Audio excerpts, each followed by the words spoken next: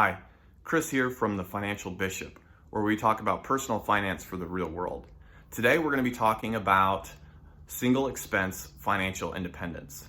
So recently I came under some financial strain and kind of a big financial setback. And so I was starting to think about, how do I stay motivated?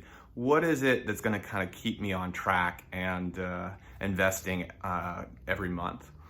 And I started thinking about the bills that I had every month, and that being kind of the target. That's the number in which I need to address.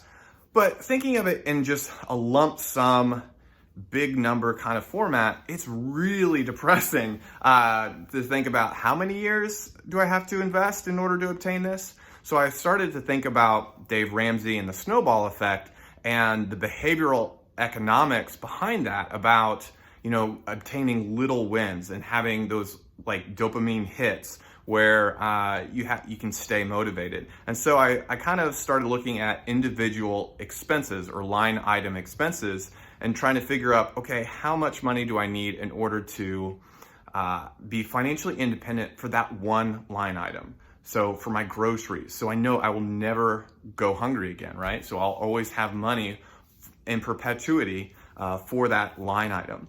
And so today we're going to actually put together a spreadsheet and look at individual line items that you might have and what those numbers might represent, and kind of look at that in a more down-to-earth, real-world experience. So we're going to pop over to the other room and look at that together. All right. So what we're looking at here is a Google Sheet. So if you have a Google account, you can make one of these yourselves for free. And what I've done is I've separated my cash needs for a given month and my automatic withdrawal expenses. And I've line itemed each of these based off the amount. So I started with the least amount and then went to the most expensive. And then under my automatic withdrawals, I did the same thing. So my Mint Mobile account, my cell phone bill, $15 a month, all the way down to my mortgage. And I've pre-formulated this. So I went sum equals sum and then this whole section, and that gave me my monthly expense. So every month I need $2,027, and that is the goal, that is the target, to address that amount of money in perpetuity. So what I need to do to figure out my financial independence for this single expense here is I'm going to take this expense, multiply it by 12 to give me 480. I'm going to take the crosshairs here, pull it down to copy the formula. I'm going to do the same over here. And I'm going to copy the formula. So annually, big picture, I need $24,324.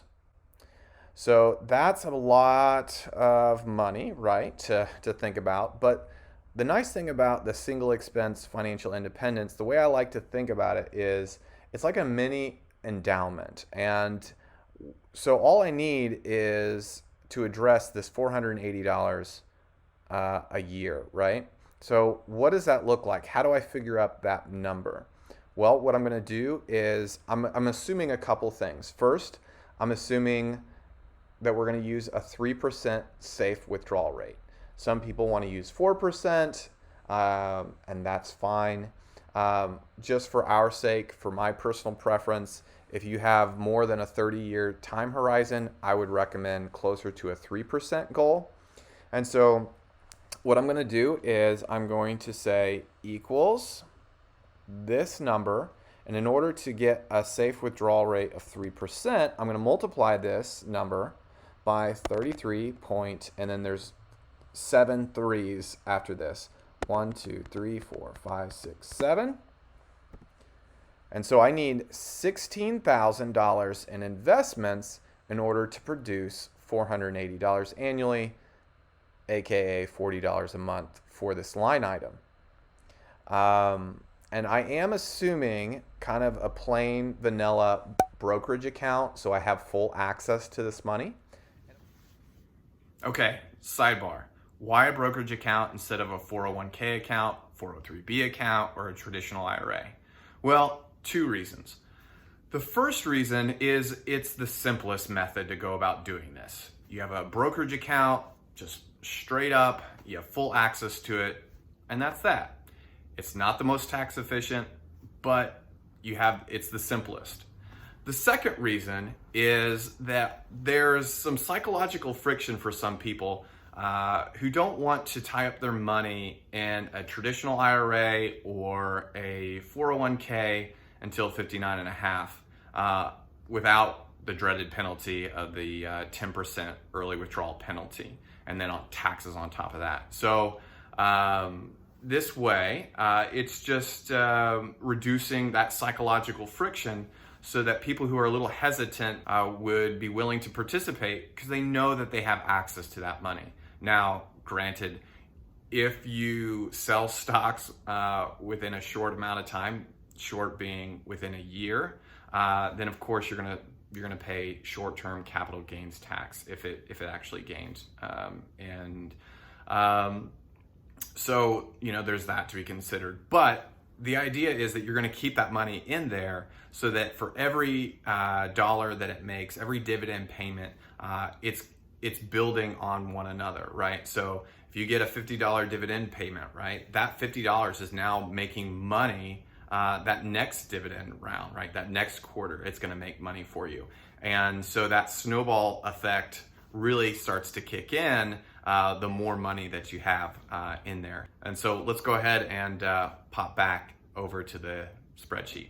And I'm also assuming that I'm going to use a simple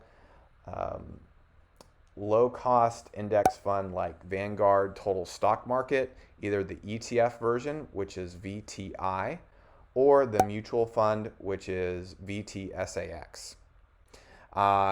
Probably a safe asset allocation would be 70% stocks and 30% bonds. And the bond fund that I like is the VGIT, which is the Intermediate Vanguard Treasury Fund. So I would do 70% VTSAX and 30% VGIT. And that should give you somewhere around 9% nominal. If it, historically speaking, that's what it's produced. Broadly speaking, 70, 80 or 70, 30 bond stocks to bonds has produced nominally, 9%. And so if we want to think in real purchasing power terms, that 70-30 should produce around 6%. So what I'm going to say is what is it actually going to produce in real dollars and not nominal dollars in after inflation dollars, which is really the purchasing power money. So I'm going to say this times 0.06. And so this 16,000 should produce 960, even though I'm only going to use 480.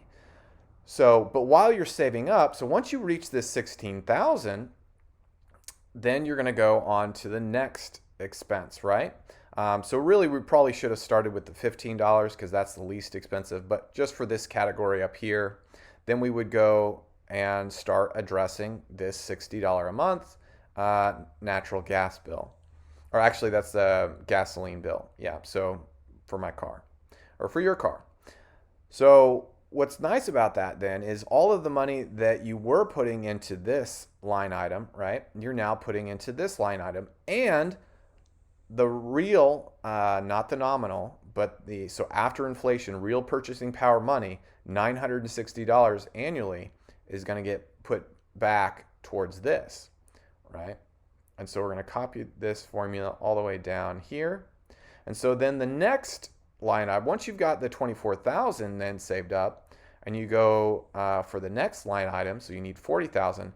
Well, that 960 and that 1,440 annually is going towards that 40,000. And so you can see how this compounding works.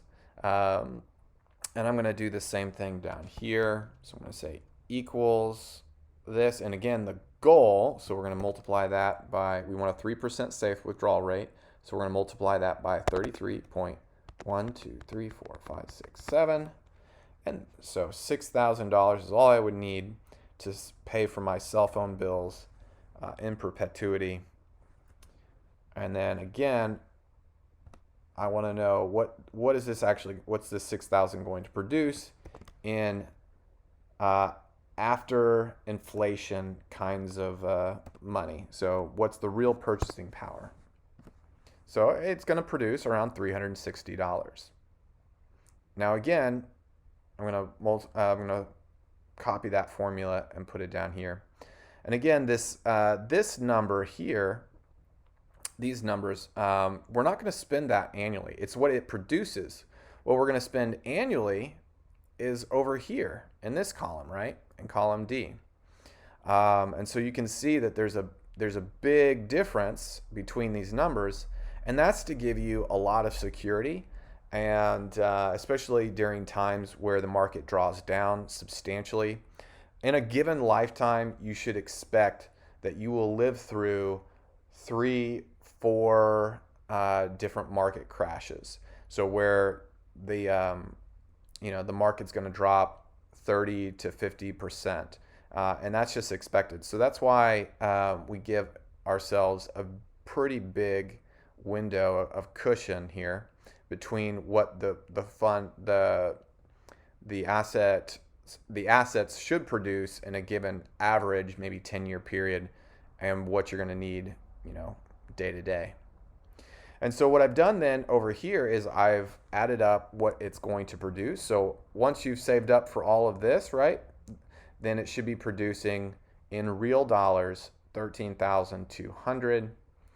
And then with this, what it's actually producing in real dollars is 35,000. So, and again, we're comparing, what you really need is to address the 24,324, but what it's actually producing in a given 10-year period should be averaging that $48,288. But again, those big numbers, so altogether it should be around 810,800 for in perpetuity addressing this 24,324 annual expenses. But those numbers are big and scary, and it's easy to get lost in. And so what I really like about this idea of like creating little mini endowments for your future for each of these line items. So once you have 16,000 for this toiletry line item, that's taken care of in perpetuity. So once you have $6,000 in investments, that's your cell phone bill is paid for in perpetuity. And then all of the money that it makes, then the next year, as you're investing, will go to the next item, and so on and so forth. And before you know it, you can't stop the thing. So for me, this is really exciting because it breaks down the big goal into little goals, and it keeps you on track with investing, every month, dollar cost averaging, putting it in. But then you get the psychological boost of that your portfolio is making money and helping you, so that by the end of this, the amount of money that you're putting in is going to get dwarfed by the amount of money that your investments are actually making for you. All right, so now we're going to go ahead and pop over back to the living room and finish out. Well, I hope you found this video helpful, or this concept of single expense financial independence helpful. For me, it's incredibly encouraging to break it down item by item and look at what do I need to save for this next goal, right?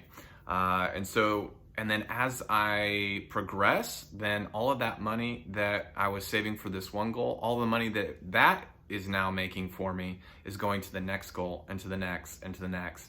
And before you know it, my little, measly monthly contribution will be dwarfed by the amount of money that the portfolio is already making. So I hope that this is encouraging. Stay the course. I know that it can feel lonely in this personal finance world. This is a way for me to stay encouraged, and I hope that it is encouraging to you. So it's not the tool, or it's just a tool that you could use. And if you want to learn more about my story or financial independence, please feel free to check out my website below. If this was helpful at all, please give it a thumbs up. And if you want to hear more about ideas like this, if you'll hit subscribe, that would be great. All right, take care.